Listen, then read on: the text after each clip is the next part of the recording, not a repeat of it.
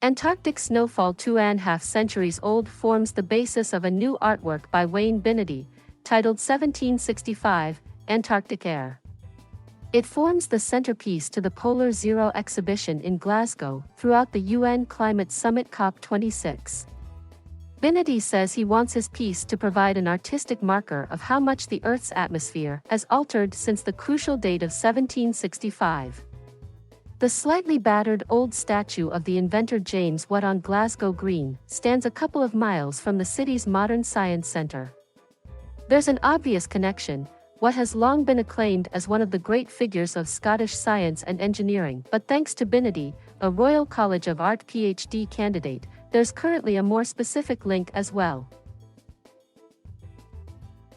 In 1765, crossing the parkland where the statue now is, Watt successfully thought through how steam engines, increasingly vital to industry, could be redesigned to become hugely more efficient. The year 1765 is regarded by some as the start of the Industrial Revolution, but Binitie says it's also when humans started to do serious damage to the atmosphere which sustains us all. In an unusual artistic collaboration with the British Antarctic Survey, he's built the significance of that year into the small but striking installation 1765, Antarctic Air, at the heart of the Polar Zero exhibition. We wanted to offer some proximity to what's quite a remote conversation now taking place about global warming, he says. Because of COP26, the Glasgow Science Centre was the obvious place to do it. We're offering a sense of touch and what it means to be in touch with ice and air. As you enter the oval-shaped room, there's a cylindrical glass sculpture on one side, housed in a floor-to-ceiling black steel frame.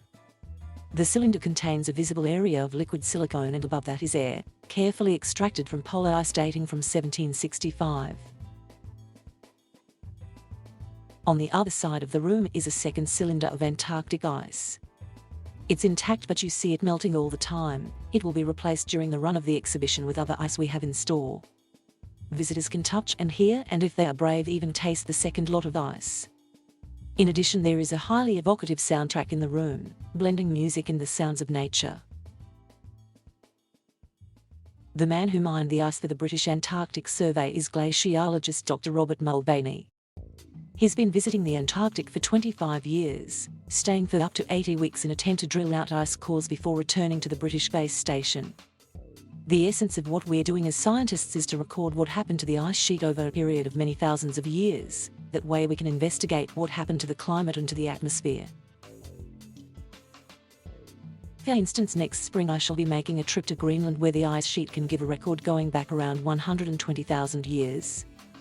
But in Antarctica we've already been back over 800,000 years, and a new project will, we hope, take us back up to 1.5 million years. Given those mind-boggling figures, the water dripping slowly from Binitie's installation, the ice had already been in storage for 30 years, may seem of minor importance. We've done all the science on it now, and it was surplus to requirements. So the British Antarctic Survey was delighted to cooperate on the art project because we want people to understand what's happening to the polar regions. 1765 is usually accepted as the beginning of the period in which human beings changed the atmosphere through the burning of fossil fuels on an industrial scale. Dr. Mulvaney makes uncovering ice from 256 years ago sound like child's play, once you've set up your tents around 1,000 kilometers from the home comforts of the Antarctic base station.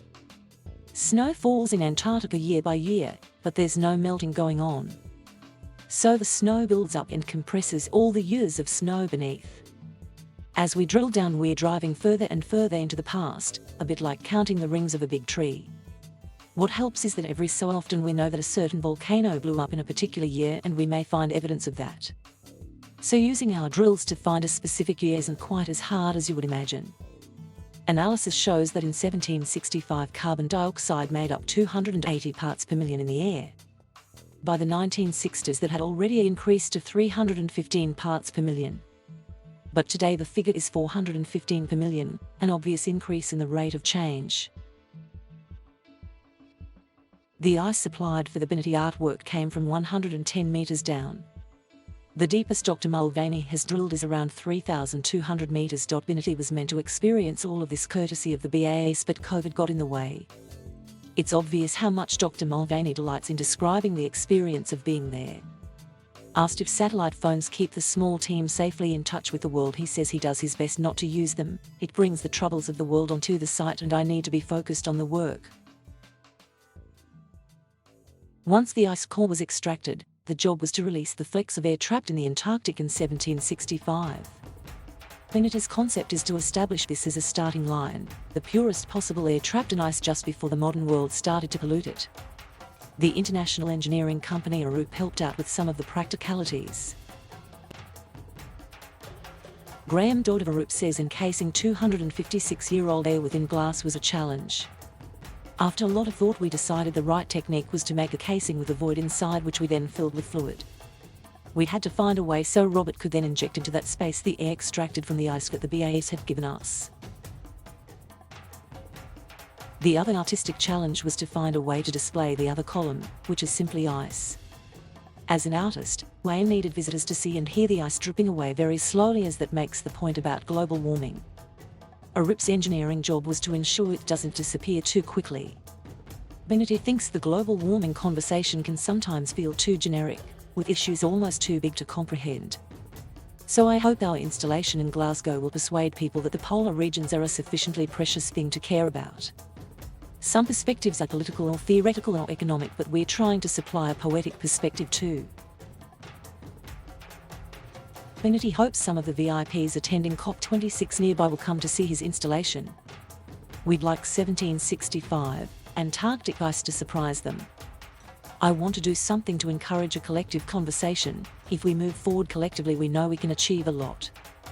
Polar Zero is funded by the Arts and Humanities Research Council, part of UK Research and Innovation.